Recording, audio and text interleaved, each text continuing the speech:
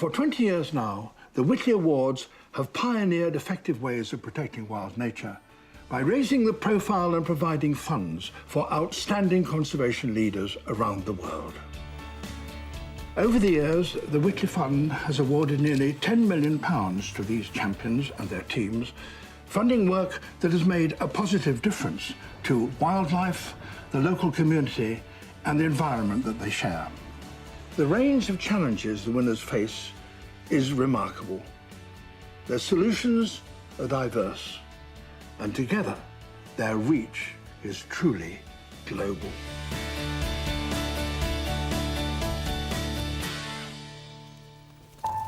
Snow leopards get killed by local people because snow leopards kill their livestock, which is the most important source of sustenance for them.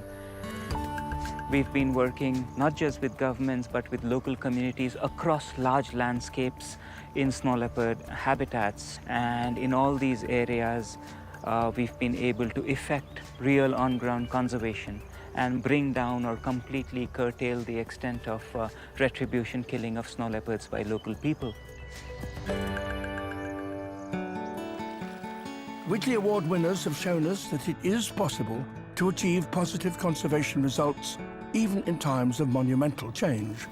The population of the world is 7 billion people, so we have to learn to use the resources that we have, the natural resources, in a more wise way.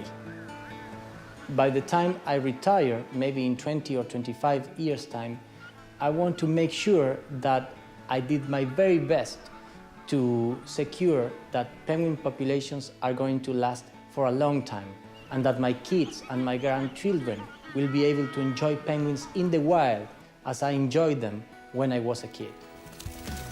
The main question for me in conservation is how we can have humans living with decent standards and conservation of ecosystems at the same time, in balance. For Angela, this is most effectively achieved through community-led education and research.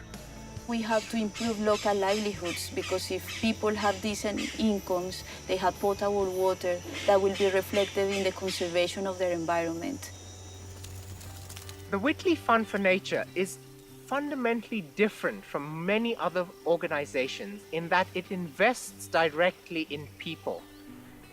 By finding the champion who is out there, not just fighting, but celebrating and loving and enjoying whatever it is they work on.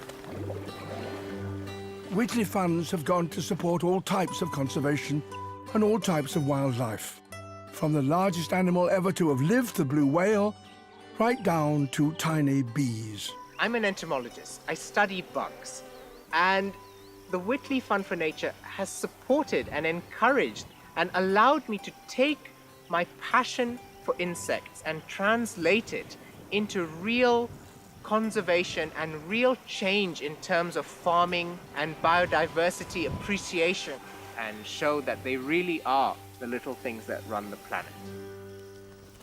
In 20 years, the Whitley Awards have grown to support a network of 160 conservationists working in 70 countries spread across every continent. Whitley Award winners are working to protect an extraordinarily diverse range of habitats, from rainforest to deserts, from mountain ranges to caves, and from coral reefs to open ocean. Our main problem are unsustainable industrial fisheries that don't only kill sea turtles and sharks, but that also threaten the livelihood of sustainable fishermen. That's why we're promoting marine management areas with the local fishers and rid them of the pressures of the industrial fisheries that do destructive fishery practices. The Whitley Award winners don't just watch and measure, they act. They are the experts, not us. They know what to do, and more importantly, how to get it done. But they don't work alone. They're part of successful teams working closely with the local community in their own countries to enable people to appreciate and benefit from the real value of the habitats and wildlife around them. Most young men that used to go to the field would use parrots as a source of income. So what we said to them was, well, if you work with us, would you, in exchange for a regular salary, work on the parrot conservation? And they very quickly did. So it had a very big impact.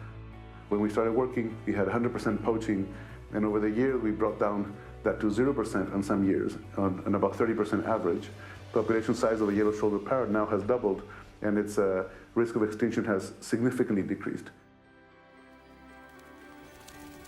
Good conservation work is always going to be done at grassroots, and it has to be done by people who really understand their area.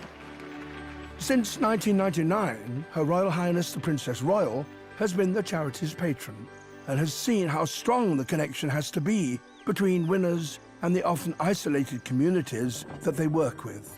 How do you explain to local communities that it is in their long-term interests to alter the way in which they've been surviving, in some cases, to allow for a greater degree of survival for some species in their areas?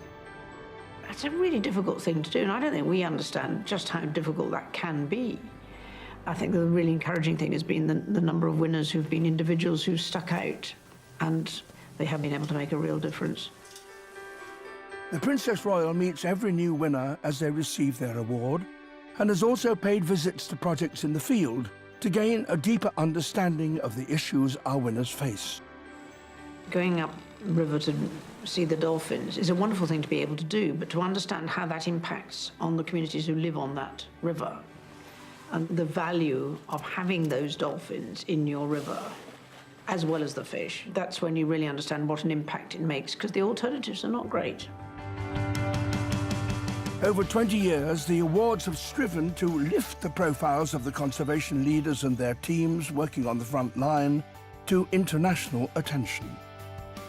A photograph with royalty immediately puts you in the global scene. It brings you to the top of the news straight away. The Peruvian anchoveta fishery accounts for 10% of all fish catches in the world. Currently, it produces mainly animal fodder, but it could help feed hungry people across the planet. I'm trying to affect the largest fishery on Earth, so I can't just go local. I have to affect global markets. I need to have people love anchovies. I need to create this desire and change the image from this ugly, stinky brown fish into the most desirable fish in the planet. And to do that, I need to engage the global media, the big magazines, and to create a big food trend. Before winning the Whitley Gold Award, I tried to put the topic of the illegal trade of night monkeys on the national agenda. It never happens. After winning the Gold Award, it was amazing because I got the media coverage at national and international level, and we are doing a very great job thanks to the Whitley Award. Winning the Whitley Gold Award in 2004 provided us with financial stability not only to carry out our immediate activities, but also to approach other funders and secure more funding for future projects. The Whitley Awards recognize the importance of supporting a small project at the right moment and, as it grows, to ensure its efforts are sustainable in the long run. But that sustainability is fundamentally underpinned by the dedication and generosity of the donors who have supported the charity over the last 20 years. Most of the funders of the awards have understood that it isn't a one-off and that results from the sort of work that you're talking about don't happen in a year. That is built into their assumptions that this will be an ongoing relationship, because that's what really makes the difference. The fact that we can come back to the Whitley Fund for Nature and present our ideas as they evolve and they mature and they change and continue to receive support makes a big, big difference. Perhaps the greatest legacy of the charity is the growing network of winners themselves, who represent some of the best conservation leaders in the world. They have a wealth of experience between them and actively support and promote each other's work. I think there's been more than 100 Whitley awardees so far, but there need to be not 100 Whitley awardees globally, but 100 Whitley awardees in every country. The last 2 decades are just the beginning, and we've only just started to see what the network can do acting together. Help us support another 20 years of amazing Whitley Award winners.